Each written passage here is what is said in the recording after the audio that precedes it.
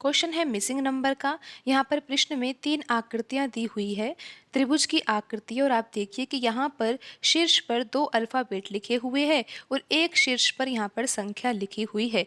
तो यहाँ पर हमें पता लगाना है कि जो तीसरी आकृति है, तीसरी आकृति में प्रश्न चिन्ह दिया हुआ है ना, तो प्रश्न चिन्ह के स्थान पर कौन सी संख्या आएगी, हमें यहाँ पर पता लगाना है। तो आइए सबसे पहले हम यहाँ पर पैटर्न को समझते हैं। तो पैटर्न समझने के लिए हमें यहाँ पर अल्फ़ाबेट तो लिखने ही होंगे, क्योंकि आप देखिए कि यहाँ पर अल्फ़ाबेट है और यहाँ पर संख्या है। तो हमें यहाँ पर यही समझना है कि अल्फ़ाबेट और संख्या के बीच में क्या संबंध है। तो यहाँ पर हम लिख देते हैं अंग्रेज़ी वर्णमाला को ABCDEFGHIJKL, और यहाँ पर हम लिखेंगे M, फिर यहाँ पर NOPQRSTUVWXYZ। तो यहाँ पर अब हम अंग्रेज़ी वर्णमाला में जो क्रमांक होते हैं ना, वो भी लिख देते हैं। जैसे ए का क्रमांक 1 होता है, बी का क्रमांक 2 होता है, सी का 3, डी का 4, इसी प्रकार हम लिख देते हैं। ई का 5 है, एफ का 6 है, यहाँ पर 7 आएगा, एच का 8 होगा, आई का 9 होगा, जे का 10 होगा, के का 11 होगा, एल का 12 होगा, और यहाँ पर एम का क्या होगा, 13 होगा, एन का 14 होगा, ओ का 15 होगा, पी का 16, क्यू का 17, आर का 18, एस का यहाँ पर 19 होगा, टी का यहाँ पर 20 होगा, यू का यहाँ पर होगा 21, वी का होगा यहाँ पर 22, डब्लू का 23, यहाँ पर एक्स का कितना होगा 24, वाई का 25 और जेड का 26। तो आइए अब हम यहाँ पर पैटर्न को समझते हैं। तो आप देखिए यहाँ पर जो पहली आकृति है ना, पहली आकृति में P लिखा हुआ है। तो आप यहाँ पर देखिए P लिखा हुआ है। अब देखिए कि P के यहाँ पर ऊपर क्या लिखा हुआ है, K लिखा हुआ है ना।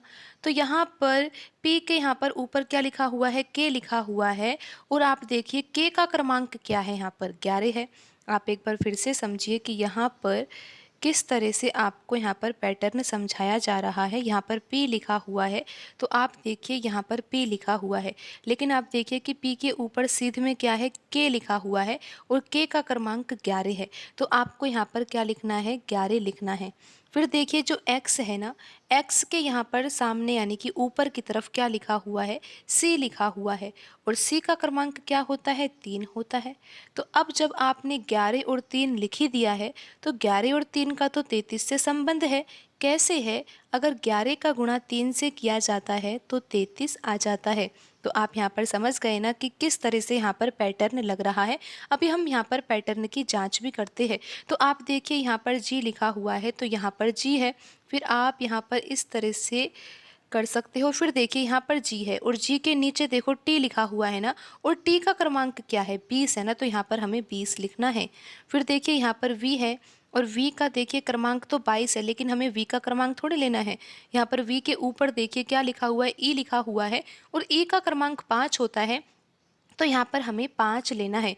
जब आप 20 का गुणा 5 से करोगे ना, यहाँ पर गुणा करना है, 20 गुणा 5 करेंगे तो कितना आ जाएगा, 100 आ जाएगा, इसीलिए तो यहाँ पर 100 लिखा हुआ है। इस तरह से यहाँ पर पैटर्न लग रहा है। तो अब हम यही पैटर्न यहाँ पर तीसरी आकृति में भी लगा देते हैं और पता लगाते हैं कि प्रश्न चिन्ह के स्थान पर कौन सी संख्या आएगी। तो अब आप यहाँ पर देखिए कि यहाँ पर क्या लिखा हुआ है, एल है ना, तो एल का देखिए क्या क्रमांक होता है, यहाँ पर लिखा हुआ है एल, लेकिन हमें एल का क्रमांक तो लेना ही नहीं है। यहाँ पर देखिए कि एल के नीचे क्या लिखा हुआ है, ओ लिखा हुआ है ना, और ओ का क्रमांक कितना होता है, 15 होता है, तो यहाँ पर हम लिखेंगे 15। फिर देखिए यू के लिए क्या लेना है हमें, यू कहाँ है, गहरा आप देख सकते हो, लेकिन यू के ऊपर देखिए क्या लिखा हुआ है, एफ लिखा हुआ है, और एफ का क्रमांक क्या है, यहाँ पर 6, तो यहाँ पर हम लिख देंगे 6। अब हमें करना क्या है, 15 का गुणा 6 से करना है। 15 गुणा 6 करने पर कितना आता है, 90 आता है। तो यहाँ पर प्रश्न चिन्ह के स्थान पर कौन सी संख्या आएगी, संख्या यहाँ पर 90 आएगी। और आप ये देख ही सकते हो कि कौन से ऑप्शन में आंसर लिखा हुआ है, यहाँ पर ऑप्शन ए सही होगा।